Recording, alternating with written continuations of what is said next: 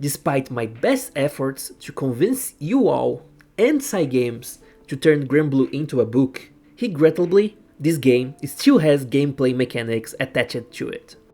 And we can talk all we want about how we hate Guild Wars. But at the end of the day, we are there, farming meat, aren't we? So, the video game part of Granblue is important. The most important part of it, in fact. With that in mind, let's give it a look and talk about some good game design. Hi, I'm Ducky, and today I wanted to talk about some of the most interesting raid battles in the game. But of course, we all know how Dark Rapture Hard revolutionized the game and how all the endgame raids nowadays are more puzzles than battles. So let's stick to no endgame raids this time. I'll be channeling my inner World of Warcraft nerd after the intro.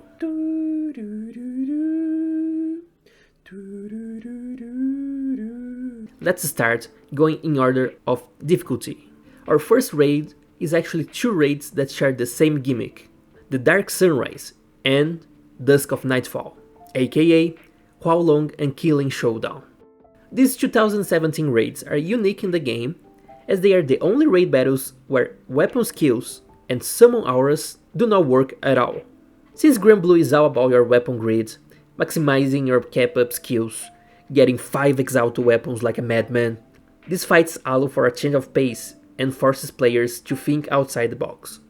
If weapon skills don't work, what's important becomes their raw stats.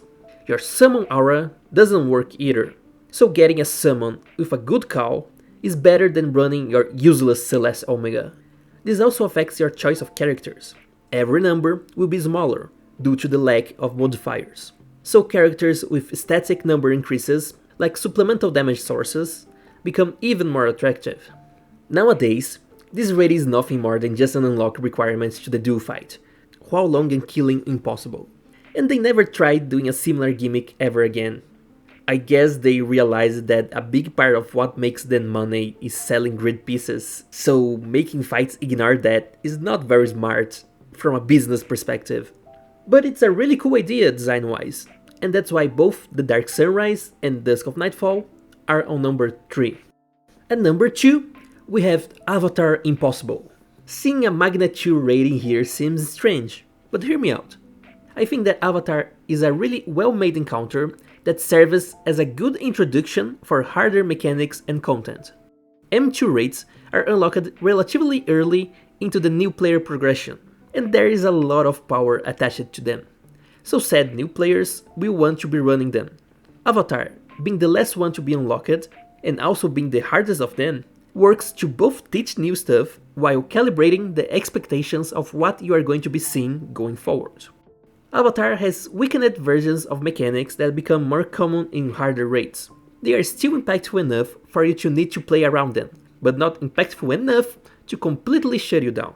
Especially as a new player, this balance is important.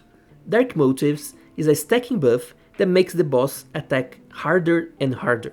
And while it can be dispelled normally, it also has a conditional removal, dealing 4 million damage within a turn. This teaches about both the importance of bringing these spells to a fight, and also that some buffs can only be removed by triggering certain conditions. At 75%, the Daedalus Pierce trigger applies some nasty debuffs. The attack and defense down are significant, and you can really feel their effects. Taking a hit or two when your defense is sharply lowered and you only have 5 or 6k HP can be fatal. This teaches new players about the importance of Veil and Clarity effects, and to play around boss triggers. Avatar also switches attacks between single target and AoE.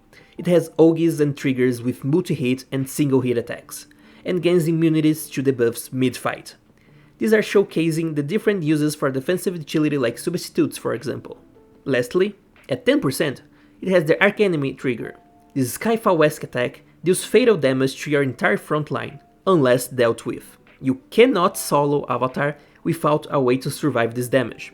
And so many fights have mechanics like this, so introducing it here is very important. For a new player, Avatar can be a real early game wall, where you must deal with its mechanics, or else you are going to wipe. And it's probably one of the first fights where this is actually the case, and because of that, it made it into this list. And finally, for number 1, we are going for a Malice tier raid. Phronesis Impossible. This abomination with a design as bad as its name is a 2020 Earth boss, added as the final battle of Magma Island.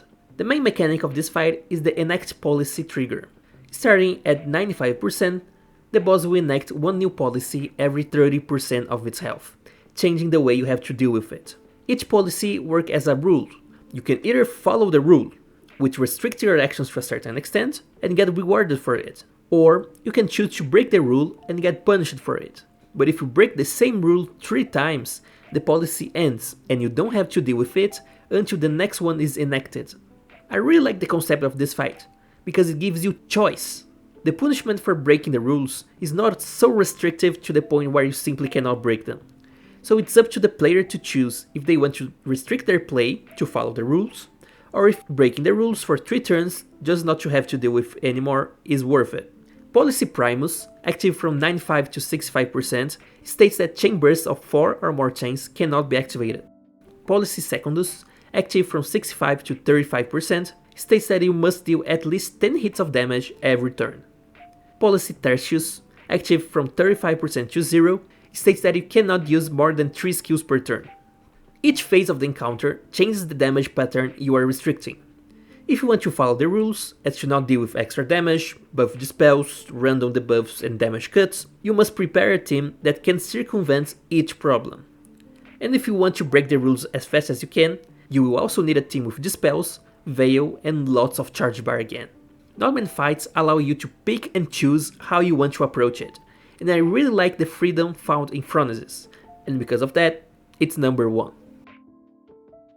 And that's it for this video, thank you all for watching. I had this one cooking for a few weeks, but some more urgent story developments happened and had priority. I was also a bit apprehensive about doing a video on gameplay mechanics and all that, since I have been focusing on story and characters thus far. But well, as the channel description says, I'm here to talk about random topics regarding Granblue Fantasy. I just happen to like the story elements a bit more. Expect videos like this every now and then, especially during downtimes with not a lot of news. And what's your favorite raid fight in the game? I'm sure it's none of the ones I mentioned, so let me know in the comments. Anyway, this was Ducky, and I'll see you all later.